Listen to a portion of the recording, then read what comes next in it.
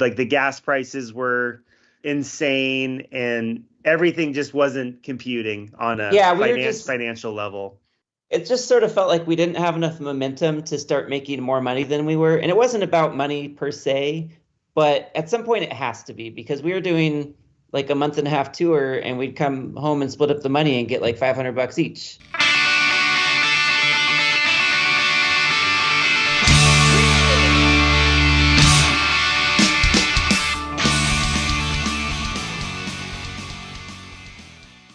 Welcome, everyone, to This Was The Scene, the podcast that takes a look back at the late 90s, early 2000 punk scene. I am your host, Mike Doyle. Before we start, Western North Carolina got fucking smacked by Hurricane Helene and needs supplies big time. Since I've lived in North Carolina for the last 9 years, this has been like really fucking hard to watch because the videos are insane. I mean, they lost like 400 roads and their water purifying stations are like fucking gone. It's fucking crazy if you haven't been keeping up with it. So if you'd like to help, I put a link in the show notes, but you can also message me on Instagram and I could send you a link or a couple links to help out. Limbeck is an American rock band that formed in Laguna Niguel, California in '99. Their sound was a mix of alternative country with pop-punk origins. Their first album, This Chapter is Called Titles, was released in 2000. Their sound had shifted by the release of Hi, Everything's Great in 2003 to showcase a more country-indebted sound. The group toured heavily, often supporting or touring alongside bands such as Motion City Soundtrack and the All-American Rejects. Their third album, Let Me Come Home, saw release in 2005, and the band issued their first self-titled release in 2007. That's the one with like the yellow bear on it.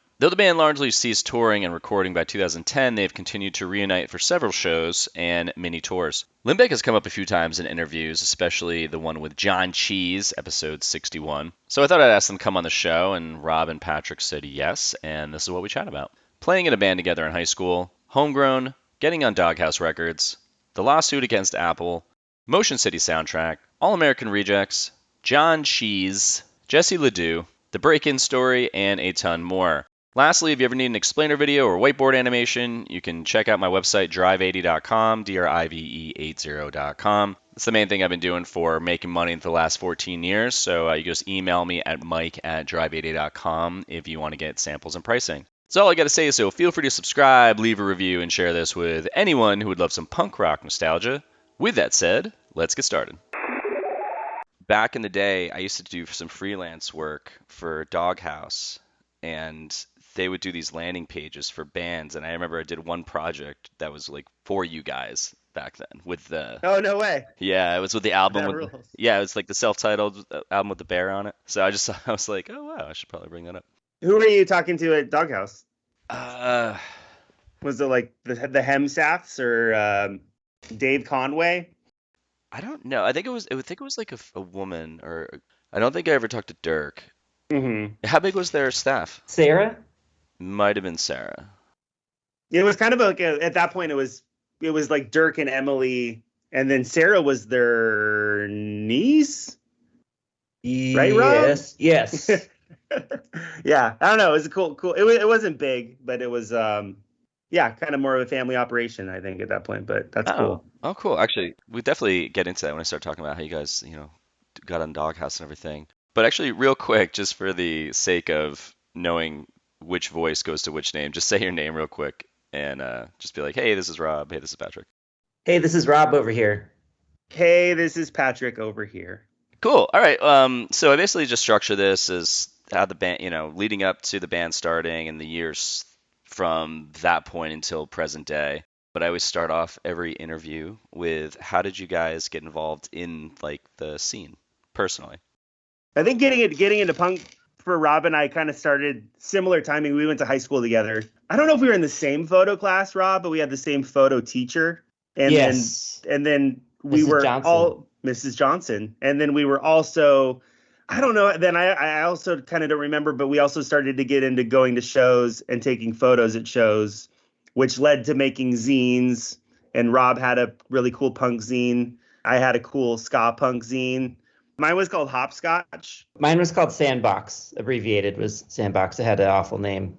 It was, and I can't say it because it was like a parody of a commercial that was big at the time, and nobody would understand it. What was your long form name? You're making say it? All right. It was called Playing in the Sandbox with Jack Stefanovich and his garden weasel. 2 commercials represented in that. It would probably look really funny if you looked them up now. That's the fantastic name though that I remember. Thank you. But I started to get embarrassed of it, and that's why I shortened it to Sandbox, which is also a good name. Yeah. Yeah, so we started doing zines, and then I think had a similar affinity for Lookout Records and Kinko's. I think, the photo class really enabled us, I think, to make our little zines. Yeah, I mean, I think we latched onto a lot of the kind of like DIY values that like the punk labels were doing pretty things lo-fi and putting together 7 inches, and it just seemed really like a cool energy and doable for ourselves. So like Rob, I think you might have had punk bands before. You might have had a band before you and I was playing with my brother's friend. I got into punk through my older brother and some of his friends who would take me to shows. One of his friends I sort of started a band with.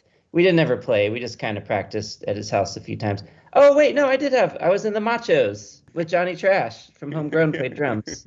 Yeah, I mean, that was kind of what we grew up going to those shows, like a lot of homegrown shows. And God, I don't even know. Yeah, I guess that was the same time, Rob, huh? And then we got together and made a band in high school so that we could play the Battle of the Bands. The sole reason was to make a band to play that, and we won it. We were trying to just kind of make a joke of it. Like we submitted a Green Day tape and said it was our demo, and that got us on, because nobody who knew Green Day was at the time, and that got us into the Battle of the Bands. But we were just going to get as many people as we could find to come set up instruments and make a bunch of noise. It was during like the lunch hour, and we were just going to cause a lot of noise. But we were like, if we're going to go create noise at lunch hour, we got to like at least practice once and figure out how much noise we could make. And when we practiced, only 4 of us came: a drummer, a bass player, and me and Patrick. Matt Horowitz on the drums, Scott Kelly on the bass. Yep. And me and Patrick. And we were like, well, people are just going to think we're dumb if we make a bunch of noise and it's just us 4. So then we decided instead to try to win the Battle of the Bands by pleasing the faculty. So we decided to name our band Spirit Club and write songs about school. Wait, so you didn't do any... I was expecting you to do like Green Day covers. No, we decided to completely U-turn from the entire plan. And be really good and win. We were going to sabotage the Battle of the Bands just by making noise, and we decided to try to win it, not by playing for the students, but for making the teacher, because we knew that the teachers were the ones that were going to vote, and like the office staff. And so we're like, let's just make all of our songs about school and win it. And we totally won it. And they invited us back to the pep rally. We played at a pep rally. We had a song called Pep Rally that Patrick wrote. I love everything about this story. It was really good. Space Girl on the basketball team was another one. Yeah. Wait, were you guys, so were those songs? Because I feel like you guys have like a folky sound. Would that be correct? This is way before that. We modeled it to try to sweeten the deal for the staff. We modeled it after That Thing You Do. So we tried to sound, we sort of maybe sounded like the High Fives, That Thing You Do style. I was going to say, like, if you had like a fast punk style, but it sounds like you kind of had I don't know if this is the right word, like a digestible sound. Like, I was a pop punker, like through and through. I got the Lookout Records catalog. I ordered everything on it. I was a super pop punker, and like I loved melody, still do. Well, that shows. So then, I mean, that was that, and that led us through high school, and then we ended high school, and then Rob joined what was Limbeck at the time after high school, and then was like, hey, it would be cool if there was some harmonies happening here, and gave me a call because that's what we were doing in the Spirit Club, and then I joined. I kind of want to run it back for a second because I really love the fact that you guys. A lot of California bands that I talked to when they were going to shows, they were mostly at clubs or parties. It didn't sound like there was really Legion halls and firehouses like there were in the East Coast. Is that true for you guys? Yeah, Yes. it was clubs and parties. That's accurate. So you're in high school. And now, so what was the timeline? You were buying punk, then started going to shows, then doing zines, or what was the order?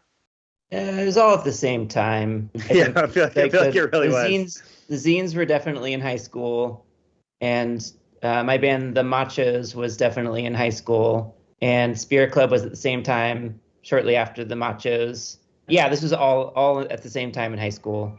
So, yeah, Spirit Club wasn't like a super active band. We did play some club shows just because we were like having fun doing it, and some people seemed to like us. But we didn't play a bunch of shows. That was like my joke band, and The Machos was my real band, which is also sort of a joke. So Limbeck was a band. I also just read that they named it after Buddy Limbeck, but just spelled it wrong. Yes. I fucking loved Charles in Charge when I was a kid, so I thought that was hilarious. Yeah, same here. And I thought it was funny too. They hadn't written it down yet, I guess, by the time I joined the band, or maybe they just hadn't decided if they were going to spell it correctly or not. It was an intentional misspelling. The Machos played with Limbeck towards the transition, and then right after that, their singer left. So they asked me to join their band. And so we were a three-piece at first. They hadn't decided on the name, and we decided together, let's misspell it because we don't understand legal things. So let's just misspell it so we don't get in trouble. We definitely didn't need to misspell it. Cease and desist from Charles in Charge. Yeah. Scott Baio was really upset back in the day. The guys that formed the band originally were pretty close with Willie Ames's son, who played Buddy Limbeck on Charles in Charge. So that's why they named it Limbeck. Oh, shit. That's crazy. Yeah, he's a really nice guy. When you joined, did you become the lead singer right away? Yeah, we just basically wrote all new songs, and it was. So you just come in and like formed a coup and just like kicked everyone out and brought new people? No, it wasn't a coup. They just their singer left on his own will, as far as I know, and they asked me to join, and we probably played a couple of the songs that he had written, but there weren't like tons of songs, and I wrote a bunch of mediocre songs that sounded like Green Day. And then we decided we wanted a second guitar player, so our friend Tom Moser joined. Or I hadn't met him until he joined the band. He was friends with our drummer, Matt. He played in the band for a while. He was straight edge hardcore, so we had like a lot of straight edge hardcore people coming to our shows, and we were very pop punk, which was awkward because I knew none of them liked us, but they liked us as people, so it was cool. But I know they can't have liked our music. But we were playing at bowling alleys and stuff. I don't know what the situation was. I don't know why, but Matt decided to kick Tom out of the band. So he did, and I said we should have my friend Patrick in the band because we harmonize really well together, and he's a good guitar player. So that's what we did. Every time I talk to bands, it's just always so wild. There's the simplicity of that, and then 20-something years later, or some bands will be 30 years later, they're still doing it. It's just wild to me. It's nuts. Like, sure, I'll try this out, and then the next couple decades, I'll just like... I also didn't know if Patrick would join the band, because I always felt like he was a little hard to pin down. And maybe he still is, because he's got a lot of things going on. But yeah, he joined the band, and he's still in the band. When you were joining the band, were you looking to be in a band like that, or were you just kind of like, were you excited, or were you kind of like, yeah, I guess I'll do it? I think it was a little bit of the latter. Like I was like, yeah, I'll do it. I know Rob and I had so much fun, but I didn't know the other guys that well. They were like in Tustin, about 20 minutes away from where Rob and I grew up. So just didn't really know what I was getting into, but like, hey, we had fun with Spirit Club. So, and I love the Machos. I loved Rob's band, the Machos. So I was like, this will be fun. Definitely still into like going to shows and that side of things. So I think it was just the right thing to do. Did you guys keep your zines when the band started? No, I didn't. Mine only went like 4 issues deep, if I'm being honest. I think I did 6, but I almost felt like the being in a band probably would have given a little bit more of a boost. Like, oh, it's the guy from that band's zine or something. Yeah, my zine wasn't really that good. It's better than I thought, because my parents had a copy of the last one that I did, and I was like, when I opened it up, I was preparing to cringe, but it was actually kind of fun. So I think I've been judging myself too hard for all these years. That's good, Rob. Mine's probably the opposite.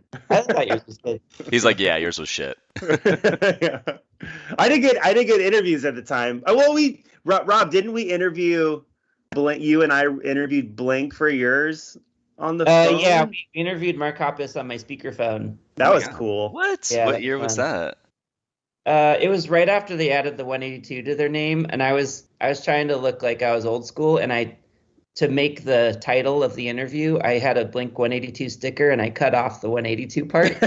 So cool. Because like this was before the computers were really involved in the graphic design process, and you just basically tape the whole zine together, and then you go to Kinko's and photocopy it. I just had a sticker, and I cut off the 182 and put that as the title. Did you do the trick where when you'd bring the stack up to the counter, you'd be like, I have like 40 copies, and you had a couple hundred.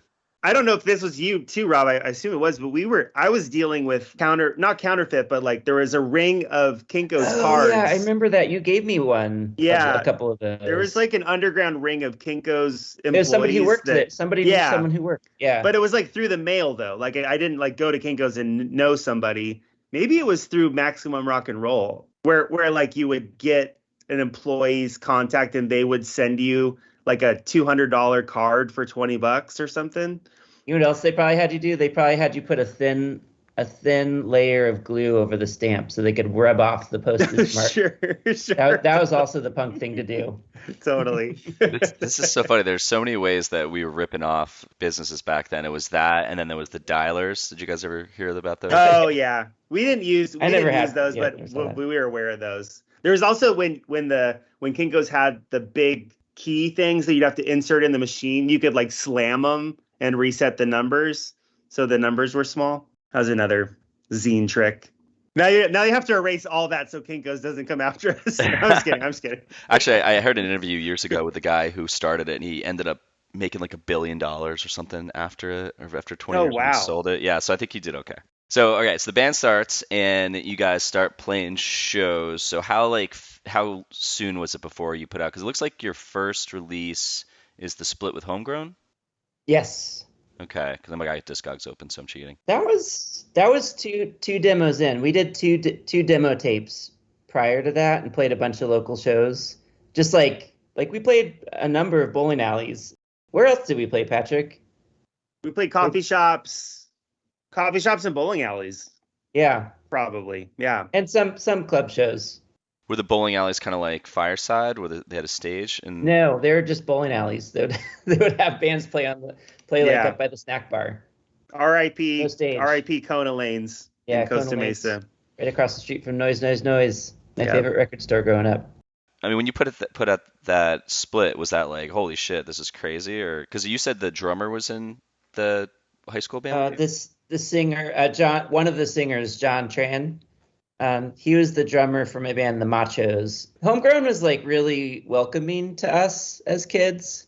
Like they would always, I don't know, I don't even remember how we became friends, but we'd always. I think we were just at their shows all the time. Yeah, we were going to see them all the time. We'd always go back to their drummer's house afterwards. Oh, right. Always like make sure we had enough caffeine to get home without crashing. Yeah, totally. Like they were really, really, really sweet to us. And then was that split a Utility Records release?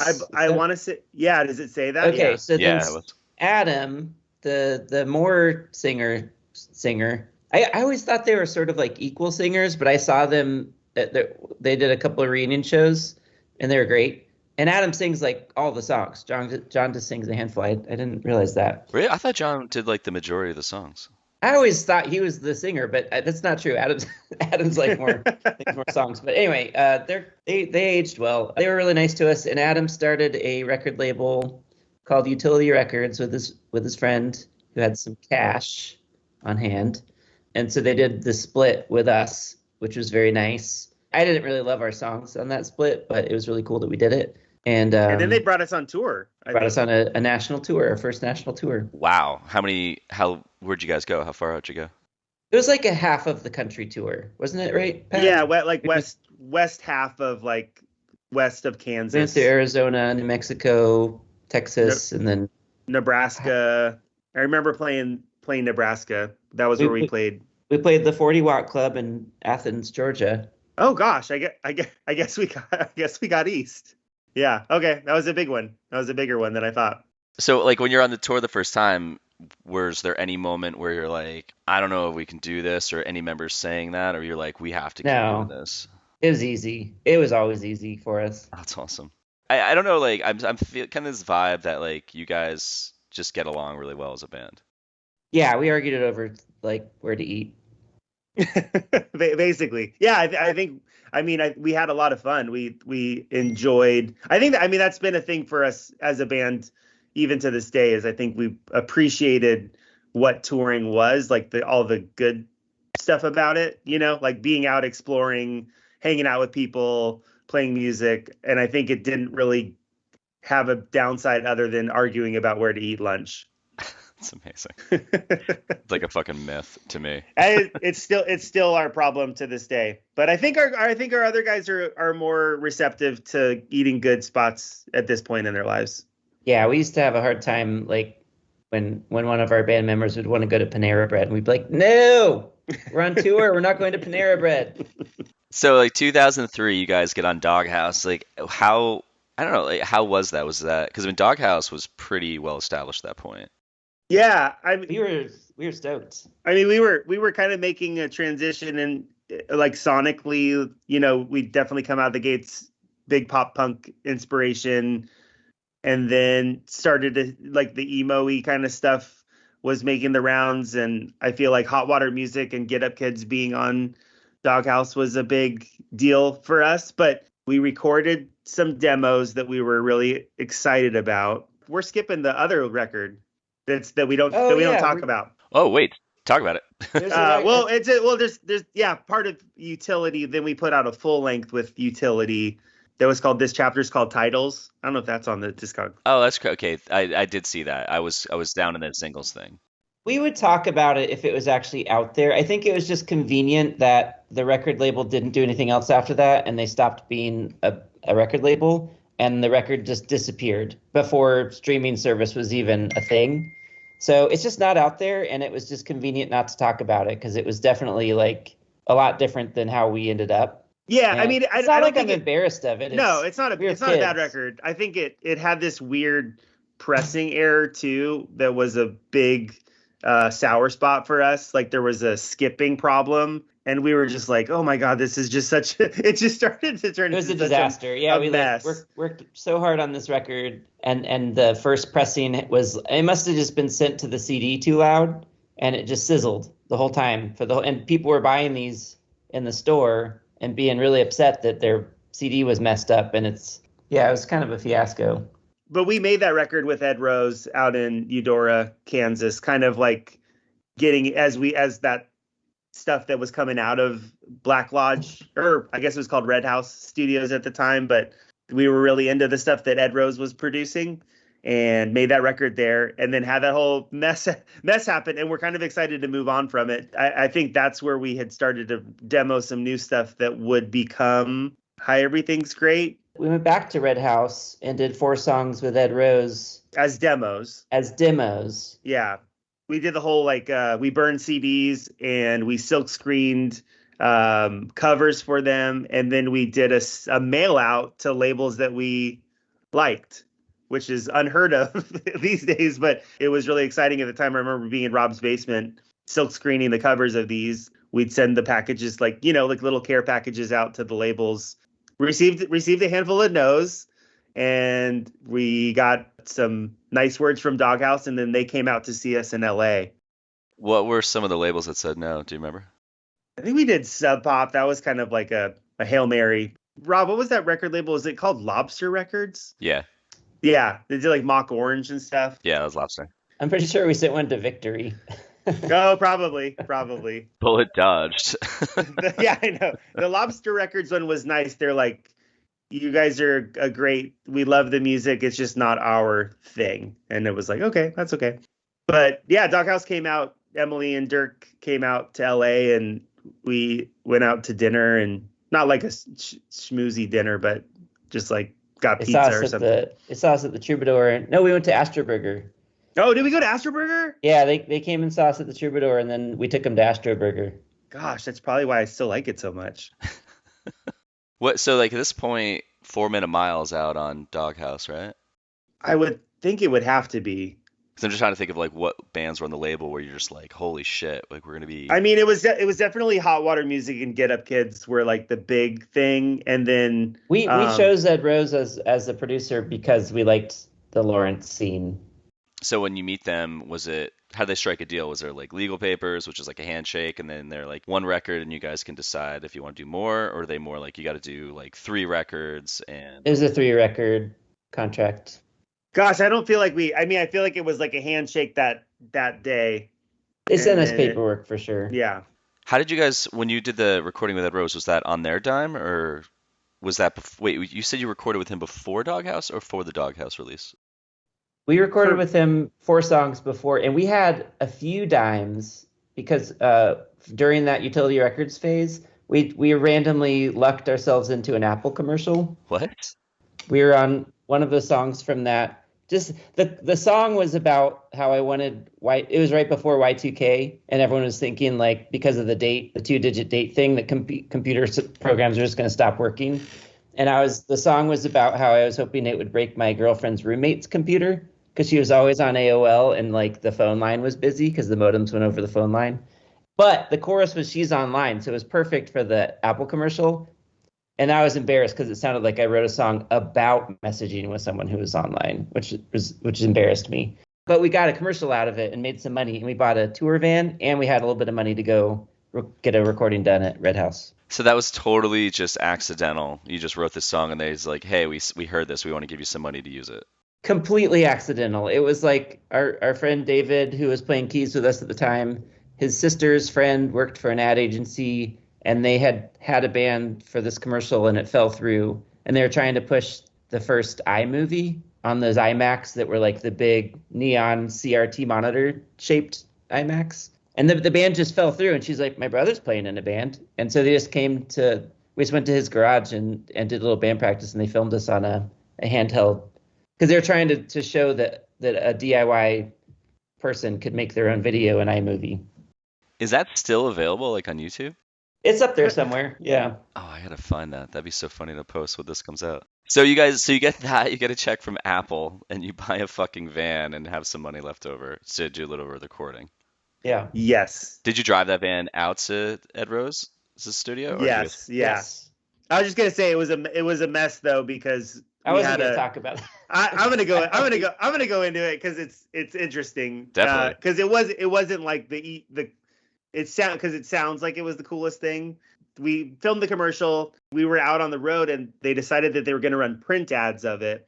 So they called our houses, basically got a verbal approval of using our likeness in the ads, and they were going to pay us $150. Yeah, a little bit of money. That's it. That was the number. They called all of our parents and said, "We have a picture of your son's band, and we want to use it in a print ad, and we're going to pay them $150. And all of the parents were like, "That's amazing!" And we probably would have thought it was. Yeah, for sure. So that came out, and then they said, "Hey, if it goes to be on television, we'll let you know, because that'll be a different thing." And we're like, "Cool, yeah, let us know." And then a couple months later, somebody saw it on MTV or something late at night and called us, and they're like, "Hey, your commercial's on." And we said, "Oh my gosh, nobody told us that was happening." And we had this real, I don't know how we got in touch with this guy, but we had a really, really shitty lawyer that was No, it wasn't us, Patrick. Like, we are so go with the flow. We would have just taken whatever they gave us for it, and we would have been happy with it. Our label, there was Adam from Homegrown, and there's this other guy who is sort of like an entrepreneur type, a person who doesn't like let any dollars slide. And so he was like, "This is an opportunity of a lifetime." They used our song without our permission. They started a lawsuit against Apple, and they were trying to get $1 million. But our lawyer too was not. Well, cool. we had to get a lawyer because we got pulled into it. Oh, okay. We got pulled into it. But then he wanted all the money too. Yeah. Yeah, like you said, it was like using our song and our likeness without our permission, and it's already been on television, so everybody wanted to go crazy. Was threatening to sue us for fraud for saying that we were an unsigned band, which they never even asked. They just assumed we were because we were dumb kids. So then we made a little bit of money.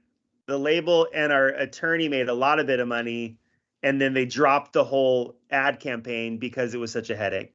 So were you guys a little pissed at the label for taking all the money? We were mad at everybody. It was a stressful thing because we were young. It was just it was also out of our hands. Like, there's nothing we could do to stop it. Yeah. You know, once everything was in motion. Everybody thought it was gonna be just a big cash flow for payday for everybody. And then when they realized that Apple was gonna get gnarly because they're $1 billion, they're Apple. Then they got weirded out and then wanted more. They were like, "Well, we're just gonna take more of your cut to make this No, we had a meeting with our label and we were like, what is it going to take to make you guys stop this? And we came to an agreement that if we skewed the cut of the money that came in their favor, like a lot, then they would stop asking for more money. Wow. Because Apple Yeah. had offered a pretty sizable amount of money, and we were like, what more do you want? Like, just stop. Because I know I got 1 or 2 phone calls from people at the ad agency who's probably got the number through our friend's sister, and they were like, I really need you guys to like drop this because I'm going to lose my job over this, and we just didn't want to be a part of that.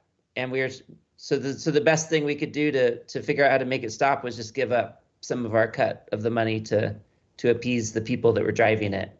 Did that drive a wedge between you guys and Homegrown? Not really. Yeah, not It really. wasn't. I didn't blame Adam for it, even though he was involved. He's but probably he was in the room, but it was really the other guy that was pushing. It was just a mess. It wasn't very fun. But then fast forward, we have a van and a couple of bucks, so we were able to go make those demos. And then I think that was probably, I mean, I guess that was the best thing that could happen because we had the capabilities to tour, and we made a demo that we felt really good about, and then that led us to Doghouse. Was your sound always, like I said before, like folky, or just the beginning was more pop punk and then just kind of like broadened a little bit later on? Yeah, it kind of morphed into what it was. It was like that first demo that we shot to Doghouse was definitely a lot more pop punky. It wasn't like pop punk per se. I don't know, what was it, Pat? It also wasn't like as emo as we had tried to get earlier too. So it was definitely there. I guess there was probably a transition happening already, but the transition really happened as we were making How Everything's Great, or as we were writing songs to do that. Because I don't know. I sometimes say it's because I had a CD wallet that went missing back in those days. That's how you brought all your music in the car, And so I didn't have any music to listen to at home. And so I started buying records at thrift stores, and they were like really cheap at the time. And I was getting like whatever I could get at the thrift store for 30 cents a record, and it was all classic rock. So I think that definitely had some impact on what I was exposed to. I just accidentally wrote a song that sounded really twangy to me once. It was that song Brand New Orange. And I think that's what started it all. And I was like, ooh, would I be embarrassed to play this? It sounds kind of country, or like the Eagles or something. And I was like, I don't know, maybe it's different enough that I should just go with it. because no one I know is playing music. People, I think, give us too much credit. We were the best alt country band if you didn't listen to it at all. We were the best alt country band at the Newfound Glory show. But there was a lot of other bands doing it already long before us and way better than us. But I appreciate the credit we get. But so I'm not trying to claim that we did anything new. But for me, it was very new. And I was like, I guess we're gonna do this like twangy stuff now because everyone else was kind of digging it too in the band. So we kind of went with it. I feel like people who write music, it's like when they start playing guitar, there's just this inner sound that comes out of them naturally. And if they try to be something different, there's kind of like a fight that happens where, it's like for you when you were doing that, when the new style came out, was that the real inner voice coming out, or were you trying to make that happen? I think so. I think that was sort of in me because my dad listened to a lot of country music growing up. And so I sort of like that would definitely, it just creeped out when I was writing that song. And I think that's where that came from. And also, I don't know. I think it's sort of a self-fulfilling thing, like what your style is in a way. Like I wasn't trying to go there, and I didn't know what I wanted to sound like, but I know for sure that we've done it long enough that when I try to write songs like that are in a different style, they always sort of creep back to what I normally do. Yeah. Like Justin keeps wanting me to write a couple punk songs for our next record, get back to my roots. And I try, and I'm the best I can do is like try to be punk, and it creeps back to sort of like Lemonhead's territory. Yeah, I was gonna say there's a lot of Lemonhead sound that's like what I hear when I'm listening to you guys. Thank you. So when you guys finished that recording and handed off to Doghouse, were they Was it what they were looking for, or were they kind of confused for a second? Like, wait a minute. They must have been a little bit disappointed. I don't know. We probably could have been a much more successful band if we would have stuck to the Well, sound I that we wasn't were saying disappointed. I just I was saying were they just kind of like, this doesn't sound like the demos. Maybe, I mean, they had a band called Chamberlain, yeah, and that was definitely more in that vein. I think we were like a bridge to a little bit more poppy melodic version of that. So I don't know. I don't think it was. I got the impression that they sincerely liked it, but I have to imagine that the dollar signs in their eyes went away a little bit. Because did you hear that split that we did with Motion City Soundtrack? No. Okay. Well, we did a split with them where we covered each other's songs, and they covered the song "The Sun Woke the Whole State" of ours, and that demo that we did, their version was a cover of that demo that we did, and sounded a hell of a lot like that demo that we did. And it's just a more successful sound than the Limbeck sound. Well, I mean, that's what I was gonna say. I wasn't gonna say like that, but I was gonna say that you guys, like, I interviewed Evan from Steel Train. Did you guys ever play with them? Bunch. They were our buddy band. A million times. Oh my God. Actually, wait, maybe he said that. It's so funny. Like, it'll be like an interview from 6 months ago, and I'm like trying to remember. I think he did say that. There is like a good 2 or 3 years where at least once a year we would do like a one month or longer run with them.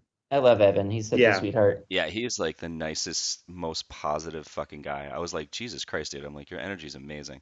Yeah, he actually grew up in Jersey playing. He was in this band called Random Task in Jersey, and they were like the little kids that would play with us, and they were just like talking about that. I was like, you guys are like this little band, and now you're like fucking managing these giant people and like, Purdy on fucking like 49ers and shit. But I asked him, I was like, do you think that, for their sound, I go, do you think being on Drive-Thru kind of worked against you because you were lumped in with all these punk bands? He's like, yeah, I think so. I think like Doghouse was a little bit more. Drive-Thru was very specific in their sound. I think Doghouse had a little bit more of a wider sound where you can get away with. I mean, like Christ, like later on, I don't know if On a Wire was on Doghouse, but like Get Up Kids definitely went more in a folky direction later on. Yeah, for sure. Yeah. I think Dirk and Emily were really open-minded for sure. They definitely like. I'm reading between the lines when I say what they thought about the record. They told us they liked it. Well, I mean, they kept you on for like, and they kept us on, and they got us when they were bought out by Warner Brothers. They got us a really kick-ass recording budget for that last record that we did. Yeah.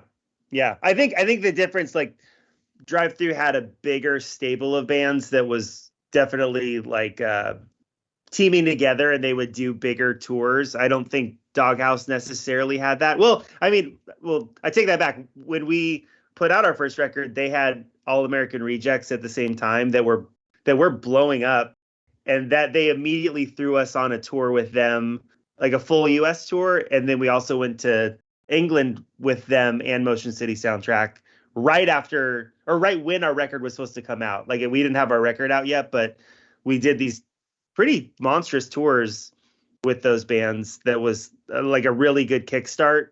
But I think after that, there wasn't like another stable of Doghouse bands that was making as much noise or like, having big crowds like the Drive-Thru scene was. So I feel like we were looking for tours, and that's where we kind of, I don't know, just we did what we could do, and we kind of were lumped in with more of the pop punk stuff. And like Rob said, we're the best alt country band at the Newfound Glory show, which was not really, a lot of times not what people want. There were definitely some not great shows with those types of bands. We went over really well with the parents that brought their kids to the show. they would be the ones at our merch booth. But one time, one of the parents was John Fogerty, and that was cool. True. True. John Fogerty's kid was a Format fan, and he bought our record. I feel like you guys playing with the Format made sense. Yeah, I mean, it was Format and Steel Train and Hello Goodbye and a band called Ruben's Accomplice from Arizona, and we were that's the thing, we would all team up and go on tour like pretty much, I think, every year for a few years together, which was awesome because I think that we were all a little unique in what we did, not kind of like the normal thing, and it was a really good, diverse, similar but different kind of sound for all of us. And I think it did well. Like we had a lot of but we were all got along together and had fun and enjoyed each other's bands. So I think that was a really a highlight. Was those crowds a little bit more fun to play in front of because they kind of had an idea what they were getting instead of going to like a Newfound Glory show and you guys open up and they're kind of like, this is so opposite of what I'm It was a here lot for. more fun. Yeah, it was hard to play for the larger audiences that didn't care because I'm like a feeling guy. I'd rather play at the basement at the Knitting Factory in New York to like 70 people that are having fun than play to 1,000, 1,500 people that are just waiting for us to be done. Yeah, it's a pretty brutal thing to sit there and look at faces just kind of looking at you like, all right. Yeah, even if 5% of them are digging you, it's hard to feel that from people. Yeah, I totally get that. Real quick, if you're looking for an explainer video or someone to do motion graphics for your company, check out my company, drive80.com, and you can email me at mike@drive80.com for more info. That's all I got to say. So now back to the interview. Wait, so when you guys did the All American Rejects tour, was that when Swing Swing came out? Yeah. Mm-hmm. Yeah. How big were those shows? Man, all the venues were upgraded. It started out as a smaller club tour thing, I think, but then everything was just bursting at the seams. Like literally was it the first show, Rob, that the floor broke? Yeah, the kids were pogoing so hard that the floor collapsed at the Springfield venue, Springfield, Missouri. And it was crazy because Motion City Soundtrack did the first leg of their tour, and they knew we were doing the second half, and we were buddies with them. They were like updating us, and the tour started as like small club shows, and they're like, "You guys are gonna have so much fun on this tour!" Like they're blowing up. Like all the venues keep getting like changed to much larger venues, and by the time we started the tour, the shows were huge. Was that intimidating? I don't think we little, really. But I don't know. I feel like we were just living in the moment. We bought BMX bikes at a thrift store, and we were riding around town before we had so much fun. It was such a good. And we got along with the All American Rejects so well. We had so much in common with them. Mm-hmm. We were both. I know that the rhythm section and us were all big Lookout Records fans, so we always talked about a bunch of pop punk and stuff. We had a good time. When you're playing in front of those crowds, does it change your stage presence a little bit or change your show? Because when you're playing in front of more like a bigger crowd, like you got to do something. Yeah, I don't really. I don't know. I feed off of the people and off of Patrick, and I don't know if I'm gonna have a good night ever. Like, so I can't. I don't have the ability to entertain, and that's why I think I didn't really do well at those large shows. And if I'm being honest, that might be why our band didn't do a little bit better than we did, because I'm just not an entertainer. Some nights, me and Patrick would be really on, and other nights I would just kind of clam up, and it just wasn't happening, and I couldn't control it. Yeah, I mean, I think that's totally true, Rob. But I think we're similar, where like either we're having fun, or everybody's having fun, or nobody's having fun. Yes. We're like it's hard to, we would see bands that were on that tour too that were like bigger or record label, like on a bigger record label, and they had kind of like the shtick. They had like, they'd say the same thing every night, the same part of the set, and we were so turned off by that. Yeah, it's like let's give it up, Chicago, and they say it exactly. times. Like, and if people aren't riled up themselves, like I'm not the one to do it. Like I'm not a hype man. But I mean, if we, I mean, but I love that about our band, and I think it's still pretty true. Is like, we might be having a lot of fun, and it might be awesome, or it might be a weird vibe. Well, but you're gonna, right? I mean, the obvious difference between us and a lot of bands is like we didn't have any ambitions or goals of success, and we couldn't. We were punk. We were too punk. We didn't want to sell out.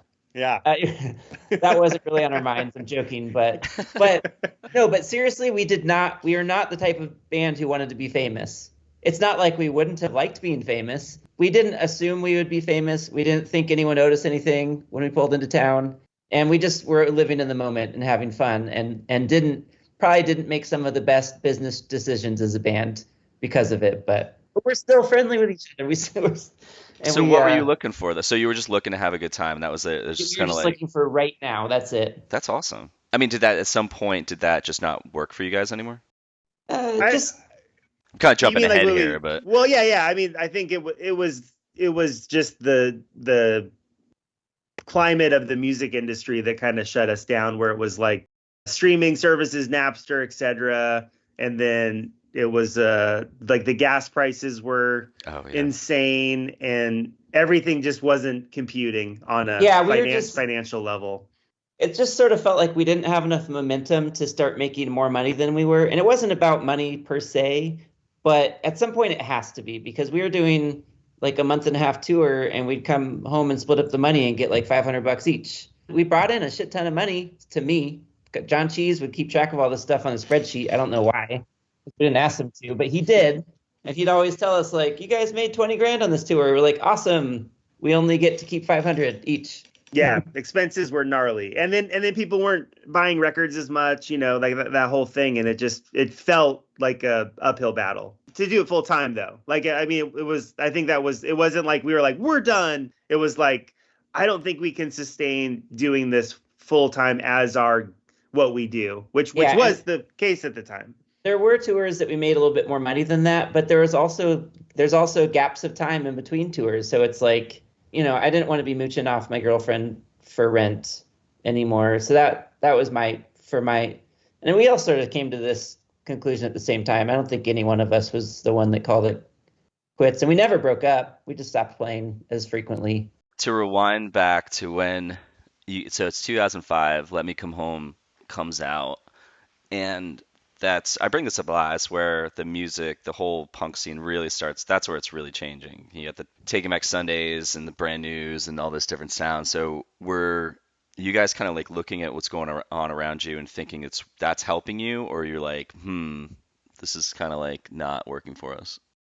I think we were kind of oblivious to it, to be honest. Like we were definitely trying to get more into kind of more alt country touring opportunities if they were out there. We did a tour with Lucero right when Let Me Come Home came out, which was awesome, and kind of felt like that was where we should be. I don't know. I think maybe then we just started to do more like headlining stuff after that, right, Rob? Yeah, I think we were doing a lot of headlining stuff like right before that record came out and on that record. I don't think the other stuff was really phasing us, though. I don't think we weren't really concerned about that making that sound getting bigger. It was kind of like, well, that's the nice thing about music too. It's not a competition. Like people can like as many bands as they want to like. One thing that I was sort of noticing is that the path we are trying to go down would lead to more bar shows where people aren't buying merch and you aren't really getting paid that much. And that if we toured with one of these other bands that we weren't really like, it wasn't awesome because most of the fans at the show didn't really care that much about us, but the bands for some reason always liked us, and so they would invite us out. You were a band's band.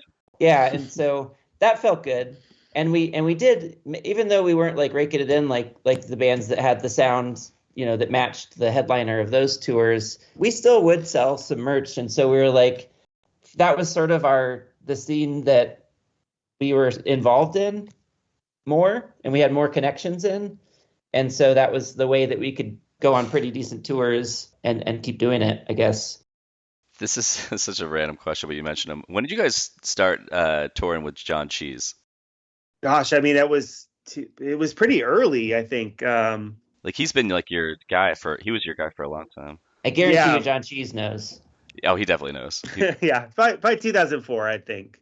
Well, he's such a character. Like he came up really early on. I did an interview with him, and someone had like mentioned him. Like, you got to get this guy on. So I get him on. I was like, dude, you are a fucking character, and he's great. Like I follow him. Do you follow him on Instagram at all? Oh yeah, we're tight. The only like newer punk shirt I have is the Right to Springfield shirt for his band with the lawnmower. Yeah. I designed that one. Did you really? Yeah. I wear that shirt all the time. Other people were like, what is this? I'm like, it's a guy's band in Jersey where it's just a bunch of dads playing and he's like screaming in kids' faces in a driveway. Just in case you don't know, Jon Cheese is actually like a member, just as much a member of our band as the people who play the instruments in the band. Like we're on the same group text message still. We all try to go when we play a show. Whenever we get paid, we split the money 5 ways. Like Jon Cheese is in Limbeck. Yeah, 100%. How did you guys find him originally, or vice versa? Yeah, he was a friend of a guy, Brian Sheffield, who was working with Doghouse Records, also Epic Human.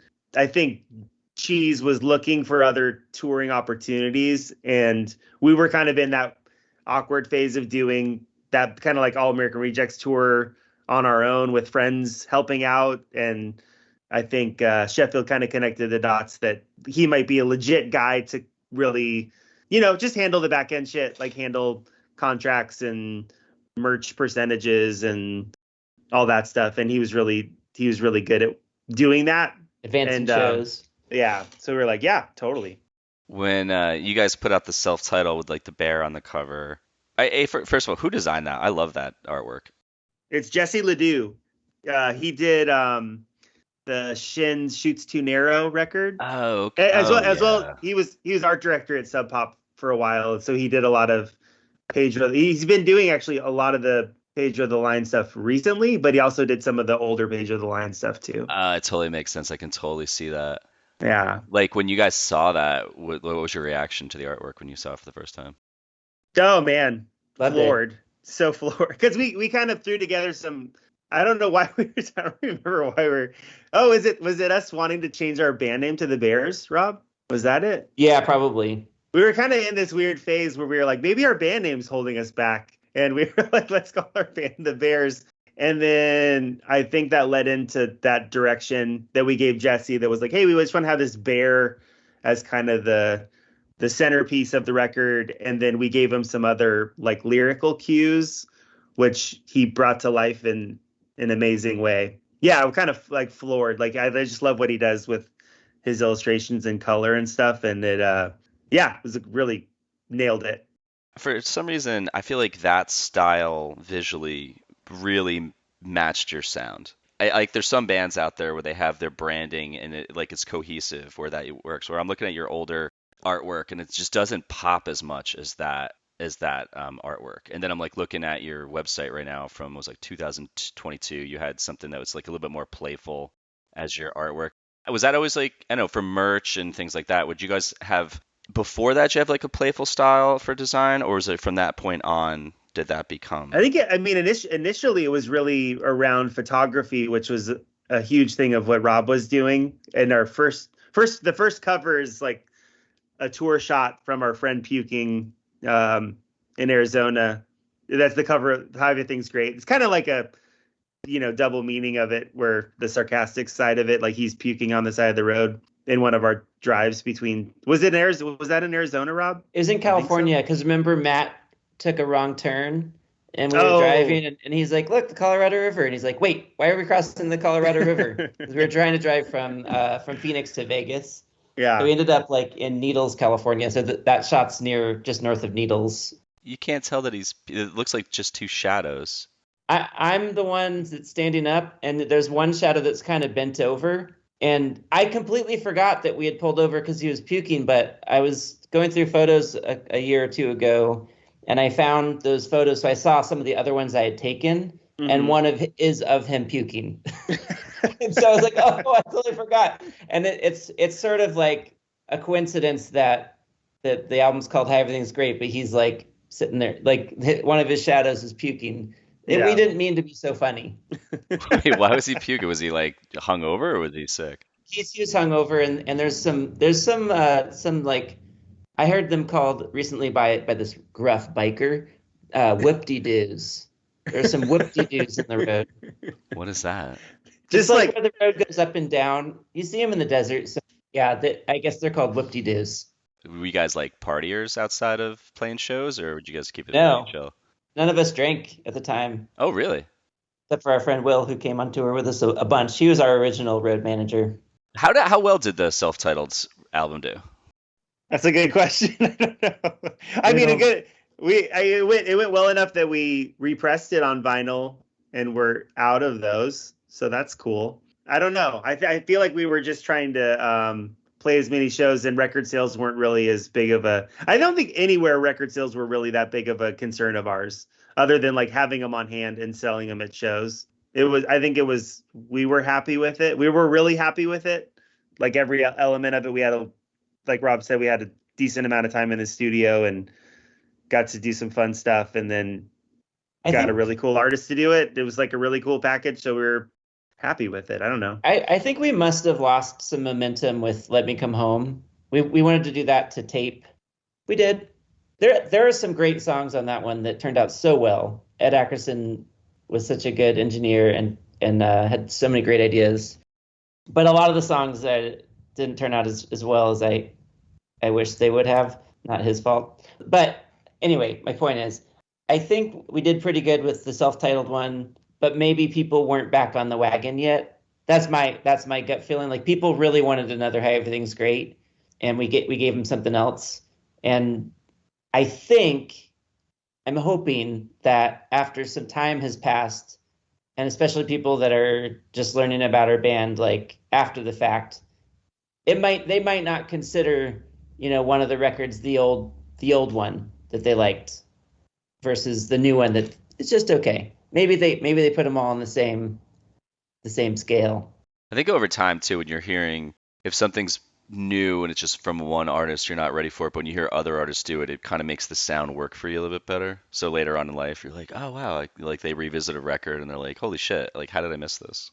Yeah, I miss things all the time. 2007, like how often were you guys on the road touring, like through the year? I feel like we were pretty Like constant at that. 200 Yeah, we were. nights? Yeah, Jesus. pretty busy. Who was booking for you guys? Laurel Deppen from her booking agency was called Silverleaf Booking, and she's a New Jersey person. I guess like in the beginning it's exciting. When did it start becoming like, okay, I'm just like you were dreading going out on the road? I don't think we ever dreaded going on the road. Yeah, We always had we a did. good time. Yeah, we always had a good time. I think it just got to be. It was more the financial, just like it wasn't paying the bills like it was. So it wasn't like we would still have a blast on the road, but it was just like shit. We can't do this for that much longer. So when did you guys finally just stop touring so much? It's kind of like 2010, 2009 to the 9, 2009 10. Yeah. So then just basically from there, you guys have just done some like just reunion stuff. I saw, was it 2000? When did you guys play with like when Piebald? There was something about them getting back together and you guys played a few shows with them. 2016, you played out with Piebald. Yeah, I mean, I think 2016 we did a show in Arizona, felt like a one-off for our buddy Steve. That was kind of like he's a promoter out there, Psycho Steve, and he's promoting like a big anniversary show of his, and we went out and kind of. Oh, was that 2012? Yeah, because Yeah, it says that's. Well, no, it says on March 4th, 2016, Limbeck played Phoenix, Arizona at the Rebel Lounge. Celebrated 15 years. Then maybe does that mean we stopped playing? In my mind, we went for 4 years without playing a show, and then we played at the Rebel Lounge. You played Holidays with Limbeck tour in 2012, in December 2012. Okay. Yeah, so it was 2012 then that we kind of stopped, and then 4 years later the Rebel Lounge, and I think that was the only show we did, and then I think another 4 years passed, and that's when we did the Piebald shows, which was so much fun. Yeah, how was that like? So when you take that much time off and you come back and start playing, and the crowd comes out, is it a little bit more exciting, or was it kind of similar? It was more exciting. I think I had sort of like forgotten about some of the perceived baggage of our songs. Like I would sort of let that get to me. Like I didn't appreciate my songwriting a whole lot at times, and I would feel that when we were playing, after playing over and over, and especially playing for people who weren't really that interested at the bigger tours. And so that would kind of get in my head. And when we started playing again after all that time, and the only people there were the people who wanted to be there, I kind of changed my outlook on a lot of my songwriting. It's changed my songwriting now as well. Like I don't have as much of a internal filter, like I can't say these words, they're too dumb, because what I realize is they all come out the same, whether I try really hard or not. Like, and nothing's dumb. And also some of my favorite songs like have dumb lyrics, and it doesn't matter. They have a good melody, and that it's sort of like it's all good. So meaning like you just kind of got out of your own way and just was like whatever comes out, it's what it's gonna be. Totally. Yep. When you guys like stopped touring, was there any point that you felt kind of like a piece of you was missing, or were you just like, okay, that's fine? That's a good question. I go over, Rob. I don't think anything ever felt like it was missing, and I wasn't like hankering to get back on the road. It sure feels good whenever we do, though. It's really fun to get back together with my friends and go on the road. But the thing that was really odd was just being like mid-30s and being like, okay, where am I going to work now? And so I just got a job at a record store, and that was fun and everything, but it was still a minimum wage job. And I was like, well, now where am I going to work? And I just felt like, who's going to hire me? Like, I don't have anything to say I've done. In retrospect, I now understand that a lot of employers actually think that being in a band was kind of a cool thing. And it's also a valuable thing that you could spend as life experience because you have to DIY everything. You can't pass the buck when you're in a band. But yeah, that was my thing was I'm like, I just felt kind of lost in like, well, what am I going to do now? I'm just like everyone else, like who did the normal track, like found their way because, you know, they went to school for 4 years and then they worked as an intern for a while and now or whatever they did. I was like, that's not me. I'm like, am I destined to keep working minimum wage jobs? So what did you find out? Like, what did that lead to? And then Patrick, I'm gonna get your answer in a second. The record store was an awesome opportunity because I've always been interested in computers. And even when we were on the road, like I would do, like when people first started putting download codes in records, I figured out how to do that for our own stuff. I learned a lot about programming. And when I was working at the record store, they had like a homegrown point of sale system that always had problems. When the owner found out I knew how to program and work on databases, he would ask me to help out with that stuff. And for me, I was like, awesome. That means I don't have to pretend like I know this cool band that I don't know when the customer's asking for it. And I don't have to like go try to find it, which I'm terrible at finding things. Why do I work at a record store? So instead I went to the supply closet and I started working on the database.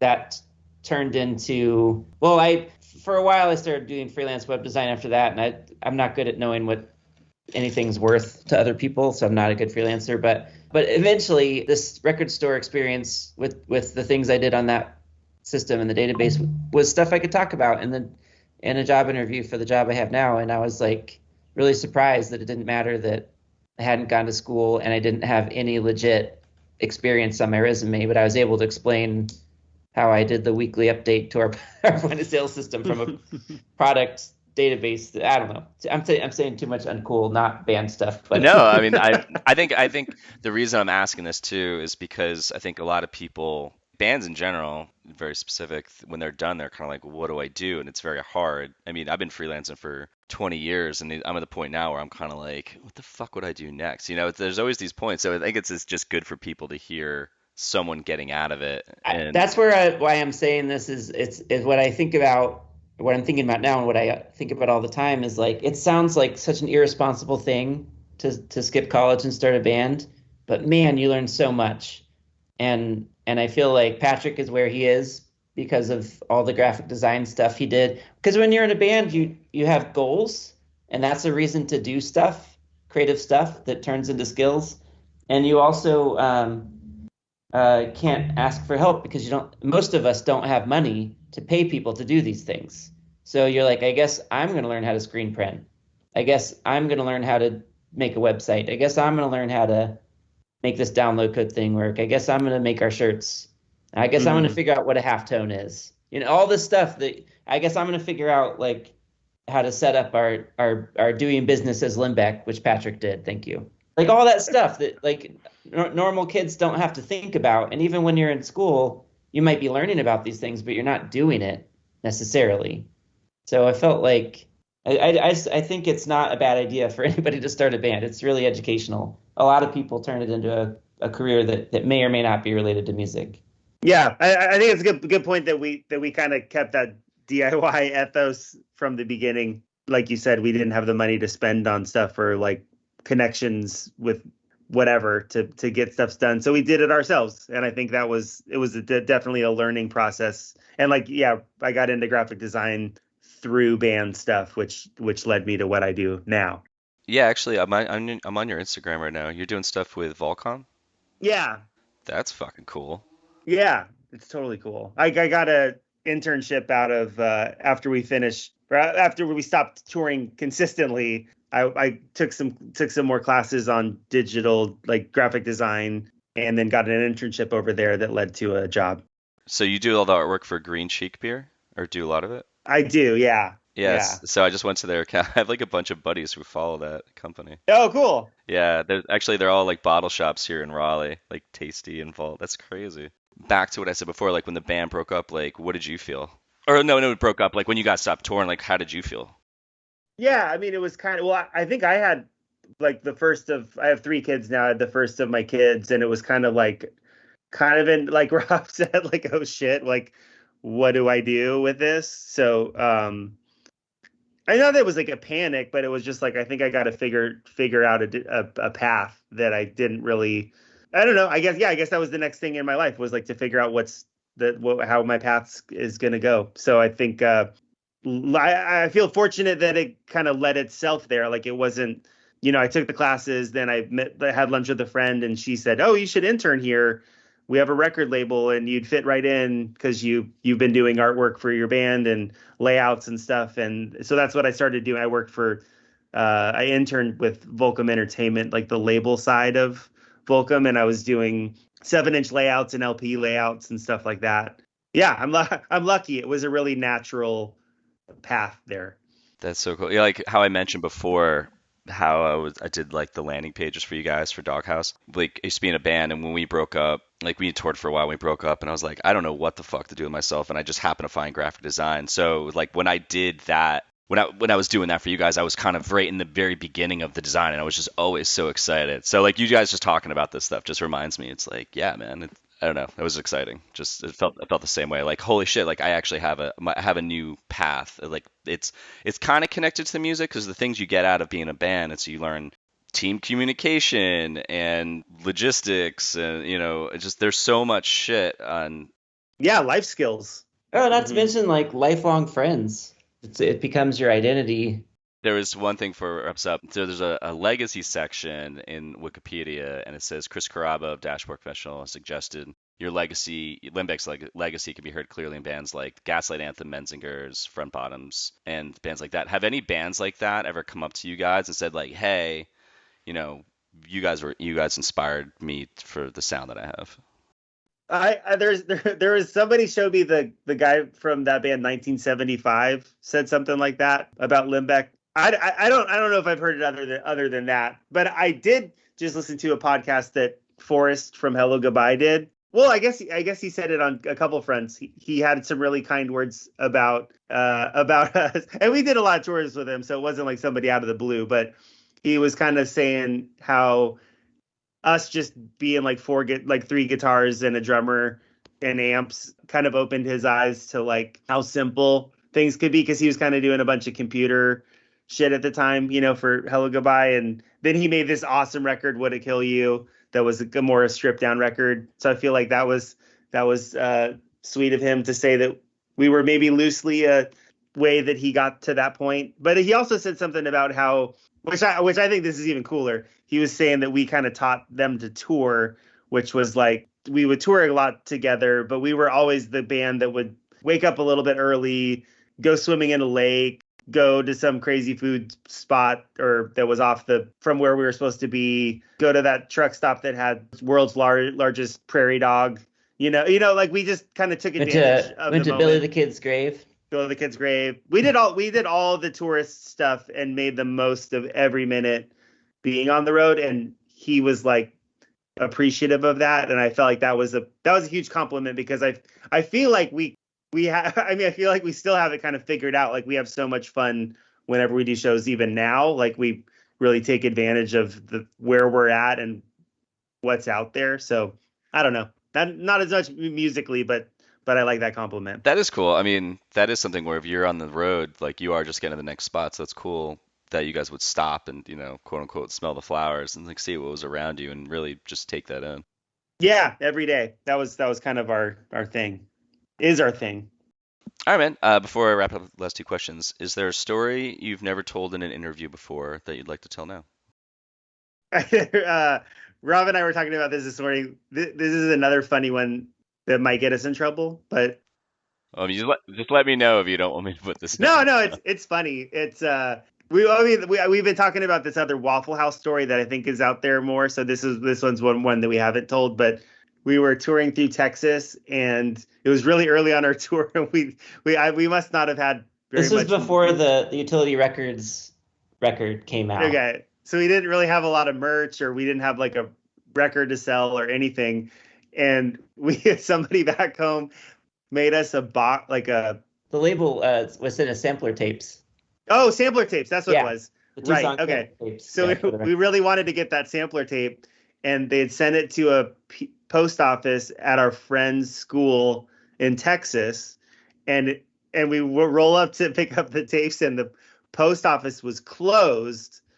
So somehow we broke into the post office, and we get the tapes, Rob? No, They weren't. The reason that we wanted in so bad is because we had shipped them to her address at her dorm, and she had gotten a notice that said it was there.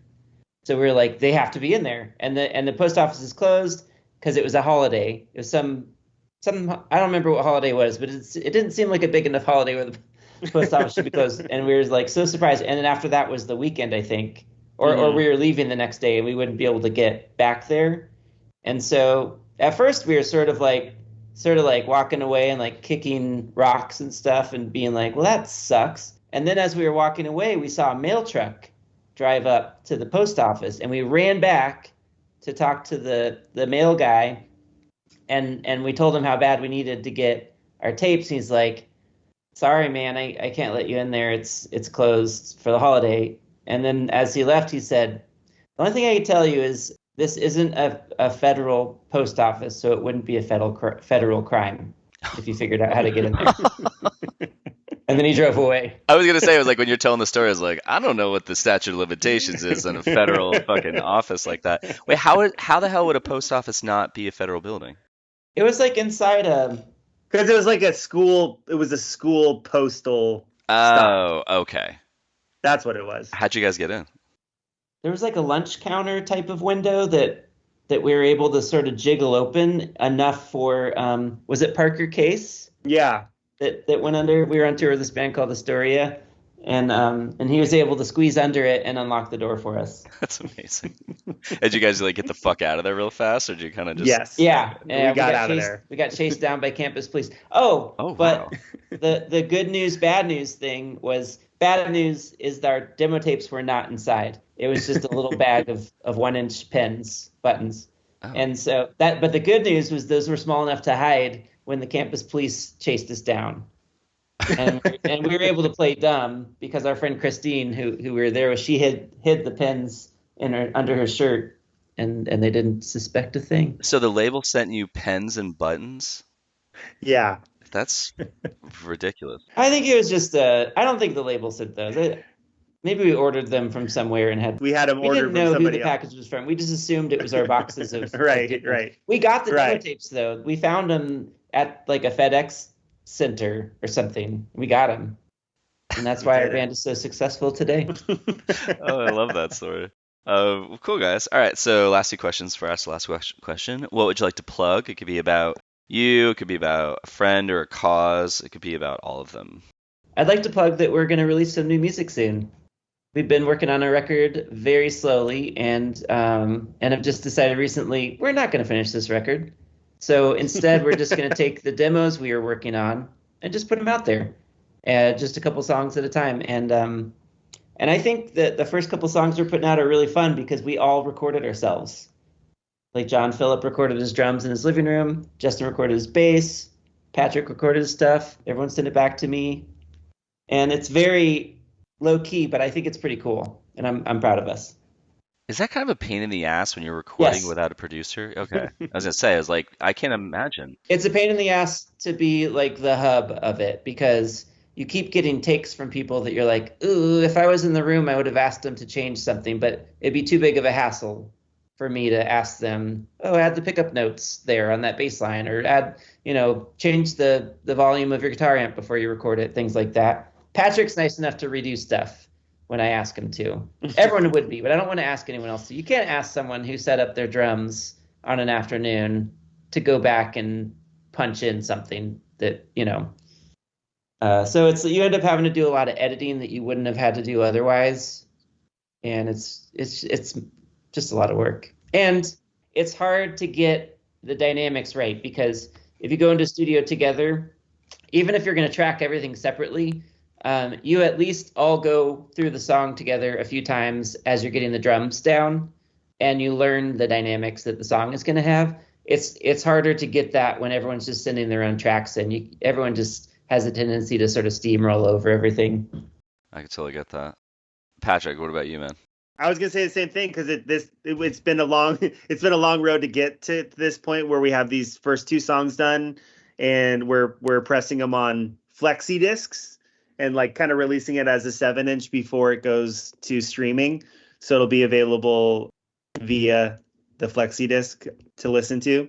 Are those like the CDs that you've had the grooves on it, like vinyl? They're like a square vinyl, like a plastic square record, kind of that you like get in like an insert of a magazine or something a long time ago. But they're a lot cheaper and quicker to press than actual 7 inches, but it's still pretty punk. So we're doing like a small run of those. That's kind of our approach on it, to do like 2 at a time until we get to like a full album's worth. It's attainable goals that I think we're all excited about. Are you doing the artwork for it? I am, but I did the first one, but I think we're like, the idea is hopefully get some other artists involved and kind of make some limited art, like screen printed art covers for the following one. So it's kind of just this idea of music's lost its like physicality with streaming and all that stuff. And I still love to buy vinyl records when I can, but yeah, it's just, I feel like when people release singles these days, they're just so fleeting. It's like they're here, like it's like, oh, we're releasing a single, and then it's like, okay, on to the next thing. So, just trying to bring back some of that excitement about having a physical thing that is in existence from a band you like. How are you guys getting, or who's pressing it for you? Are you guys just all out of pocket yourselves? Yeah. We have jobs, so it's helpful. We're currently unsigned. Apple, if you're listening, we're currently an unsigned band now. That's right. Also, side note, I'm really excited about a lot of these new songs we've been working on. Yeah, me too. I mean, I'd hope so. Like, yeah, I guess they're all right. We just want something to do. All right, guys. Last question. You guys can both just answer separately. What scene ethics do you hold on to this day? I don't know. I think since I grew up in the punk scene, I don't know if this is just my version of punk or not, but I don't have a lot of pride in a good way. Like I don't feel like anyone owes me anything, and that's how I felt all throughout our career and still do. And I think that's a lot to do with punk, being punk and not wanting to be a sellout and not wanting to make decisions that compromised your punk ethics. So punk. I know, and I'm totally not punk, but I sure was punk, man. Yeah, I mean, for me, it's definitely the do-it-yourself side of things, and I know we've talked about it a lot, but it's definitely like punk made things seem attainable, that we could do it. It was easy for us to just jump up and do it ourselves, from recording to the artwork to like I booked our first tour through Maximum Rock and Roll's Book Your Own Fucking Life, like that, like we booked ourselves. I don't know, it just made everything seem doable, and I think that ethos has lived, like still is in me today. Like I feel like I'd rather pick up and do something myself than pay somebody else to figure it out.